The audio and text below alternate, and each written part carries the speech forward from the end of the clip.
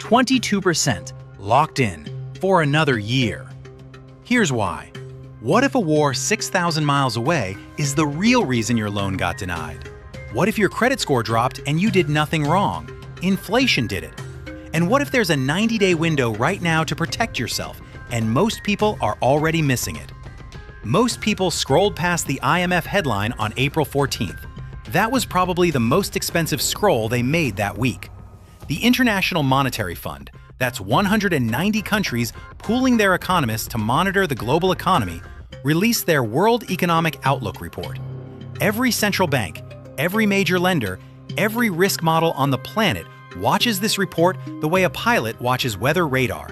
When the IMF moves a number, the entire financial system adjusts around it. On April 14th, every bank in America read that report, and what they read is running directly through your credit card statement right now. And on April 14th, what that system adjusted to runs directly into your credit card statement and your loan approval odds. Before April 14th, the IMF expected the global economy to grow at 3.3% this year. After April 14th, they cut it to 2.8%. That gap represents $1.4 trillion in lost global economic activity in a single quarterly revision. They also revised U.S. inflation upward, now projecting 3.5% for the rest of 2026. That one number is the direct reason your credit card rate is not dropping. Because the Federal Reserve can't cut interest rates while inflation is running above their 2% target. 3.5% inflation means the Fed stays put. And when the Fed stays put, the Federal Reserve has a legal mandate: keep inflation at 2%. At 3.5%, they have only one tool: hold rates high. And high rates mean your 22% annual percentage rate is staying exactly where it is. Your 22% credit card rate is not a temporary problem. It's the operating environment you're in for the foreseeable future. Not because of anything you did, because of what the IMF just confirmed. I want to walk you through exactly how a military conflict 6,000 miles away ends up on your credit card statement. Because once you see this chain, you can't unsee it. The conflict in Iran disrupted oil flow through the Strait of Hormuz, a 21-mile channel that handles roughly 20% of all oil traded on Earth. When that channel tightens, oil prices spike globally within days, not weeks, days. And oil is not just fuel for your car. Oil is the cost of shipping every product you buy, the cost of manufacturing everything on store shelves, the cost of flying goods across the country. When oil spikes, everything behind it spikes within 30 to 60 days. That's what drove the IMF to revise inflation to 3.5%. That ripple, from a conflict at the Strait of Hormuz to your grocery receipt to your credit card balance, takes 6 to 8 weeks. It's already in motion. So the Fed holds rates. Banks price off the Fed rate. Your credit card annual percentage rate stays at 22%. The average American carrying a $6,500 balance, which is the national average right now per the New York Federal Reserve, pays $1,430 in interest every single year just to hold that balance. $1,430 every year. That's a car payment, a month of groceries for a family of 4. Gone to interest because of a chain that started at the Strait of Hormuz and ended at your credit card company. I can almost guarantee at least one of these 3 things is happening to your credit file right now without you realizing it. The first way, 3.5% inflation is raising your credit utilization without you spending a single extra dollar. Your income stayed the same, but groceries cost more, insurance renewals came in higher, utilities went up. The overflow goes on the card. Your balance climbs, your utilization climbs. Your score drops, quietly, without a missed payment, without any change in your behavior. Not because you changed anything, because the cost of the same life went up. At 30% utilization, you lose between 20 and 40 points depending on your profile. At 50%, you lose between 50 and 100 points. I've worked with clients who lost 60 points in one billing cycle and had not missed a single payment. 3.5% inflation running against flat income is a slow, invisible score killer. I've worked with clients who lost 60 points in one billing cycle without a single missed payment. 3.5% inflation running against flat income did it, not their behavior. The second way, the approval bar for the exact same loan just moved up, and a 680 score that cleared it 6 months ago may not clear it today. When the IMF downgrades global growth, bank risk models reprice within weeks. JP Morgan, Bank of America, and Wells Fargo all disclosed higher credit loss provisions in their first quarter 2026 earnings. That's the accounting phrase for, we expect more defaults, so we're setting aside more reserves. When banks set aside more reserves, they get more selective. The bar moved. Nobody sent you a letter. The third way, the dollar gap between your credit score and the rate you pay just got bigger. On a $300,000 mortgage, the difference between a 680 score and a 750 score is $200 to $350 a month. Over 30 years, $72,000 to $126,000. Same house, same bank, same day, different file. This is how a war in the Middle East shows up on your credit report, not as a headline, as a denied application, a higher rate, or a balance you can't explain. If you're building business credit or trying to get funded, pay close attention here because this part doesn't get covered anywhere else. The SBA reported that 7A loan approval rates dropped 11% in the first quarter of 2026 compared to the same quarter last year. That's the IMF downgrade showing up in small business lending. When global growth slows, small business lending tightens first. Banks use the same global economic signals for small business loans that they use for mortgages. An IMF downgrade means the bank's model says the environment for small businesses just got harder. The documentation bar goes up. Applications that would have sailed through 6 months ago are getting flagged or denied. And here's the mistake I see over and over. Business owners using their personal credit for everything. Every business expense on your personal card raises your personal utilization. Every inquiry from a business application hits your personal report. Your business inherits every problem your personal file carries. The businesses getting funded right now have the same things in common: a separate EIN, business trade lines not attached to their personal social security number, at least 2 years of business bank statements showing real revenue, a business credit profile that stands on its own.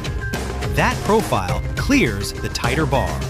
A personal file wearing a business name doesn't.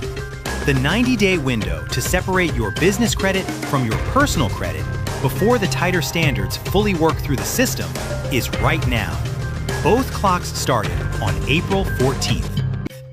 Hey, real quick before the next section. By the way, if you're getting value out of this, hit like and subscribe. It genuinely helps this channel reach the people who need this information. And if you're serious about fixing your credit and getting your business funded, I wrote 2 books specifically for this situation. Credit Rewrite 800. The 800 Plus system is the complete system for rebuilding and maximizing your personal credit score. Get Funded for Your Business covers the business credit side, how to establish it, how to separate it from your personal file, and how to actually get approved when lending is tight. Everything you need is inside both of them. Get Funded for Your Business covers the other side, how to build business credit separately from your personal file, and how to get approved when lending standards are tight. Both books, everything you need. Links in description. Grab them. The links are in the description. That's the only pitch. If what I just walked you through is hitting home, those books are where the full system lives. If you're not subscribed yet, do it right now. I'm releasing a video this week on how to read your credit file the way a bank reads it, because in this environment, understanding how they read your file is the difference between approved and denied. Subscribe now. You need both videos. This video on the IMF downgrade connects directly to the next one I'm releasing on how to read your credit file the way a bank's algorithm reads it. In this environment, that knowledge is worth hundreds of dollars to you. Here's the part that almost never gets covered when people talk about tighter lending, and it's one of the most actionable moves available right now. The average credit union credit card charges between 12 and 14% interest. The average commercial bank charges 22%. On a $6,500 balance, that's $520 to $650 a year for the exact same product at a different type of institution. Credit unions are nonprofit and member-owned. They don't have shareholders demanding margin expansion. Their earnings return to members through lower rates on loans and higher rates on deposits. When the economic environment tightens, credit unions don't feel the same pressure to squeeze their lending margins further. When the economic environment tightens and commercial banks feel pressure to hold their margins, credit unions feel none of that pressure. Their rates reflect what their members need, not what Wall Street demands. A balance transfer from a 22% bank card to a credit union card at 13% cuts your annual interest cost by 40%. On a $6,500 balance, that's over $500 a year staying in your pocket, money that goes toward principal instead of interest. That's a credit score improvement move disguised as a rate move. The membership application for most credit unions takes 20 minutes online. Many have no minimum balance requirement. The savings start on your next billing cycle. This is not complicated. It's just a move your current bank has no incentive to tell you exists. 20 minutes, $500 a year. That math doesn't require a financial advisor to evaluate. When banks tighten, credit unions become more competitive by comparison. Not because they lower their standards, because they were never charging as much to begin with. The IMF downgrade doesn't hit your credit file on a single date. It works through the system over 60 to 180 days. That's your window. Here are the 3 moves that put you on the right side of what's coming. The first move, pay your credit card before your statement closing date, not your payment due date. Get your balance below 9% on every individual card and below 6% overall. This is the single highest impact credit score move available to most people right now. Most people pay on the due date. The score doesn't care about your due date. It measures your balance when the statement closes, typically 21 to 25 days before the due date. Pay before the statement closes. Your utilization drops to 0 or near 0. Your score moves, often within 1 billing cycle. Find your closing date in your account settings, then pay before it, not after. Not 30%, not 10, 9% per card. Because the banks tightening their models right now are reading your file through a stricter lens than they were 6 months ago. 9% is where you become the borrower they want to say yes to. The second move, pull your credit reports from all 3 bureaus at annualcreditreport.com today. 1 in 5 reports contains an error significant enough to affect your score. In this environment, 20 points is the difference between approved and denied. Equifax, TransUnion, and Experian each maintain their own file. They don't share corrections with each other. An error on your Equifax file stays there until you dispute it with Equifax specifically. Look for accounts that aren't yours, balances reported higher than they should be, late payments marked incorrectly, collections you already paid. Write a dispute letter for each error, account number, what's wrong, what you're requesting. Send it certified mail or through their official portal. Track the reference number. Follow up in 30 days. An error on your Equifax file stays there until you dispute it with Equifax specifically. That means 3 separate disputes, 3 separate certified letters, or portal submissions. The third move, freeze all hard inquiries for 90 days. No new credit applications, no new cards, no new loans. Every hard pull tells the bank's risk model you're actively seeking credit, and multiple inquiries in a short window is one of the fastest ways to get flagged as higher risk at exactly the wrong moment. Let your profile sit completely still.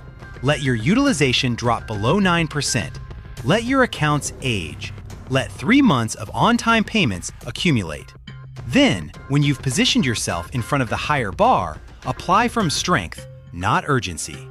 3 months of clean, quiet behavior tells the bank's underwriting model exactly what it wants to see before it says yes. No new accounts, no new inquiries, utilization below 9, on-time payments. That profile gets approved. Then, When you have positioned yourself in front of the higher bar the IMF downgrade created, apply from strength, not urgency. The bank's algorithm knows the difference. One more move most people skip. If you have a family member with a long credit history and low utilization, ask to be added as an authorized user on one of their older accounts. You don't need access to the card. Just being added attaches that account's history to your file. 15 to 30 points in a single reporting cycle. No hard pull, no new debt. Ask the right person. Have a direct conversation. This single move has added 25 points to a client's file in one reporting cycle, with no application, no debt, and no new account. 15 to 30 points in a single reporting cycle. No hard inquiry, no new debt. One conversation with the right family member. The people who make these moves in the next 30 days won't feel this IMF downgrade. The people who wait will spend 2026 wondering why they keep getting denied, and they won't know why. Before we close, there's one more thing buried inside the IMF World Economic Outlook that I haven't covered yet. The report contains a specific warning about U.S. bank capital reserves. What that warning means for loan approvals over the next 6 months is the exact topic of my next video. And if you're planning to apply for anything in 2026, you need to see it before you apply. Every bank in America just received a documented reason to raise their lending standards. I'm going to show you exactly what they're looking at inside your credit file and what to have in place before they look. That video drops this week. Subscribe now so you don't miss it. The IMF didn't personally downgrade your credit score. A conflict in Iran didn't reach 6,000 miles and put its hands directly on your wallet. But the chain that connects those two things, oil, inflation, the Federal Reserve, your credit card rate, bank underwriting models, and your utilization number, is real. It's documented, and it's already in motion. And whether you prepared for it or not, it's going to show up in your credit file over the next 90 days. The people who understand that chain will prepare in the next 30 days and come out ahead. They'll get approved. They'll get the rate their score deserves. The people who don't will spend 2026 getting denied, paying more, and wondering what happened to them. You now understand the chain. The question is what you do next. Drop a comment right now before you close this. What's your current credit score? And what's the one financial move you're trying to make in the next 90 days? Mortgage, business loan, balance transfer, credit card, auto loan, business line of credit. Whatever it's, drop it below. I read every single comment. I reply to as many as I can. And what you drop below tells me exactly what video to make next for your specific situation. What's your score right now? And what are you going after? Drop it below. I'll see you in the comments.